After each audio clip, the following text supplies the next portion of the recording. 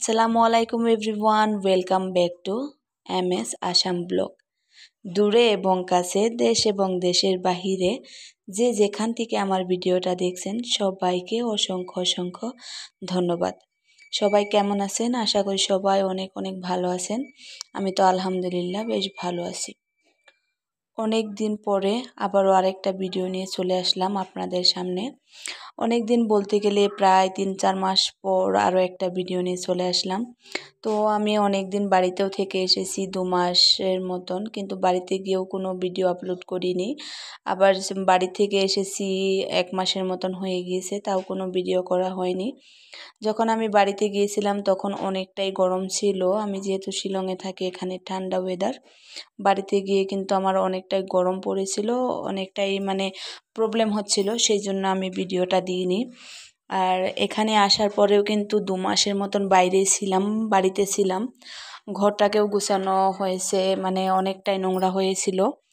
তো ঘরটা গুছাতে গুছাতে কাজকাম করতে করতে 1 মাস চলে গিয়েছে, ভিডিও করতে কিন্তু ভুলেই গিয়েছি।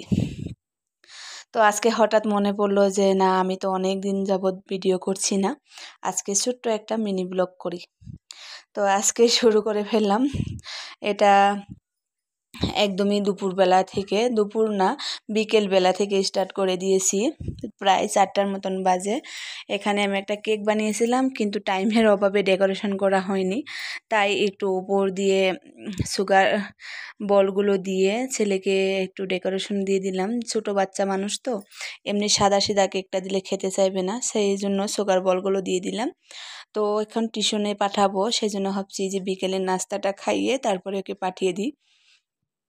আর আমি একটু শুয়েছিলাম, ভাত খেয়ে একটু রেস্ট করেছি। এদিকে দেখি আমার ছেলে ঘরের 12টা বাজিয়ে দিয়েছে, বিছানাগুলো ওলট পালট করেছে, এদিকার জিনিস ওদিক করেছে।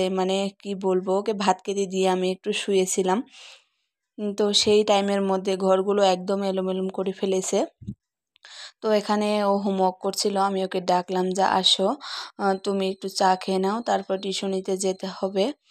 তো দেখি ওকে কেক দিয়েছি, ও কিন্তু এতটা কেক খাবে না, আমি জানি। ও পুরো ঘেটে ঘুটে তারপরে চলে যাবে। হাতও দিয়েছে, আমি জানি একবার খাবে কি খাবে না, পুরো ঘেটে দেবে। তো এখন আমি এই রুমে আবার চলে আসলাম। একটু আগে আমি কাপড়গুলো বাইরে থেকে নিয়ে এসেছি। তো শিলংয়ের ওয়েদার খুব একটা ভালো না, অনেকটাই ভেবে চিন্তে কাপড় চোপড়গুলো কিন্তু কাচা হয়। তো আমি কালকে দেখেছিলাম সন্ধ্যের সময় যে ওয়েদারটা ভালো হবে, সেজন্য অনেক কাপড় ধুয়ে দিয়েছিলাম। তো সকালবেলায় যেগুলো মেলে দিয়েছিলাম মেশিনে ধুয়ে ড্রাই করে তারপরে 1-1.5 ঘন্টার মতন রাখলেই কিন্তু শুকিয়ে যায়। কতগুলো এনে ভাঁজ করেছি, আবার এখন কতগুলো আনলাম, আবারও কতগুলো আছে সেইগুলো একটু পরে আনবো। তো শিলংয়ে কিন্তু এভাবেই কাপড় কাচতে হয়, ওয়েদার আগে দেখতে হয় যে আজকে কীরকম হবে, লোকেশন চেক করে তারপরে কিন্তু আমরা কাপড় কাচি। তো এই তো আজকের কাজ কাম এইটুকুনি ছিল। আজকে খুব একটা কাজ করিনি, মুডটা খুব একটা ভালো ছিল না, জানি না, মনে হচ্ছে যে শরীরটা কীরকম ব্যথা করছে, মনটাও ভালো লাগছে না, শরীরটা ব্যথা ব্যথা মনে হচ্ছে জ্বর আসবে। তো ওষুধ খাবো ভাবছি, দেখি। তো এই দেখুন, আমার ছেলেকে বলছিলাম যে হোমওয়ার্ক করতে দিয়েছি, আমার বিছানার উপরে একদম পুরো যতগুলো কিতাব ছিল একদম ছড়িয়ে ছিটিয়ে রেখে দিয়েছে। মনে হচ্ছে না জানি কত লেখাপড়া করেছে। লেখাপড়া তো করেইনি, শুধু ছড়িয়ে ছিটিয়ে রেখে দিয়েছে। আর এখানে এই প্রিন্টটা কিন্তু আমি নিজের হাতে করেছি। আমার যখনই কোনো কিছু করতে ইচ্ছা হয় আমি কিন্তু তটপট করে ফেলি। এটা কিন্তু 2 ঘন্টার মধ্যে আমি প্রিন্টটা করে শেষ করেছিলাম। আর ঘরটা 1-2 ঘন্টার মধ্যে একদম এলোমেলো করে ফেলেছে, কিতাবগুলো সব বার করে ফেলেছে, কি করেছে বুঝতে পারিনি। তো এখন আমি ওর ব্যাগটা গুছিয়ে তারপরে এখন টিউশনিতে পাঠিয়ে দেব।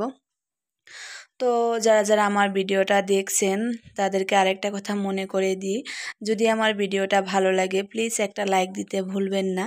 আপনাদের একটা লাইকে কিন্তু আমার অনেকটাই উপকার হয়, আপনাদের একটা লাইকে আমার ভিডিওটা অনেক দূর পর্যন্ত অনেকের কাছে পৌঁছে দিতে সাহায্য করে।